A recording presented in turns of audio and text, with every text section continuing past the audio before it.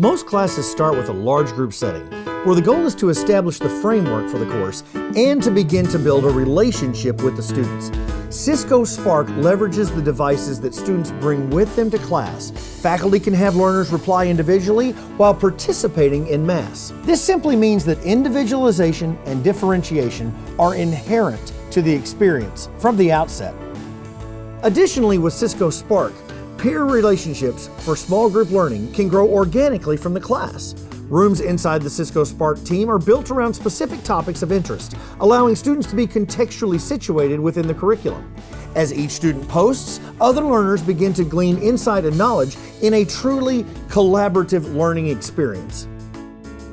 In order to collaborate in the course, the student has to have some content knowledge so that the questions can be generated. The easiest way to get the conversation started is by distributing the nuggets of information to the participants prior to their arrival in the live experience. Since Cisco Spark is a fully functional video client, the teacher just needs to add recording to the room or simply dial from Spark Call into the recording device. Once the recording is made, a link can be automatically populated into the Spark room. The only thing the instructor needs to do is make it active. Once the participant has viewed the video, he or she may have some questions about that content. They simply initiate a conversation with their instructor and with other members of the room by typing a question.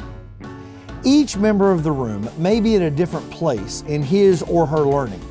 When an individual has a question, they simply pose it to the members, and the teacher, or possibly their peers, can respond with the materials that elaborate on the initial instruction and provide further guidance to the student. There may even be a recording made by the teacher to address that particular student's question. Sometimes documentation and/or recordings, they're just not enough. The learner needs some live help time with the instructor or with his or her peers. Regardless of the calendaring client that the learner and the teacher or the other members of the room have access to, simply adding @Spark to the location line allows all to access the event directly from one interface. At the appropriate time, there's no special software to start up. The student simply clicks the call button and available participants choose to join the conversation, regardless of the device they're on. This seamless integration allows them to collaborate on the content that students are working through. When appropriate, another peer may also choose to join the live collaboration process to contribute or grow their own knowledge base. Once the student and the instructor, and possibly the other course member, are all inside this collaboration, they're going to want to take multiple steps to iterate through the learning challenges in the content. Each participant has the ability to annotate in real time.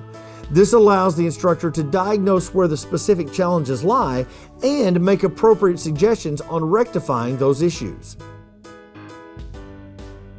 In teaching and learning, many times multiple students will have very similar questions. In Cisco Spark, all the documentation necessary to answer those questions, it's always there. It becomes easy for the instructor to reiterate the content. The teacher can simply reference the prior conversation or can invite the next student with that particular question to the room. This process of communication is the bridge between live class meetings.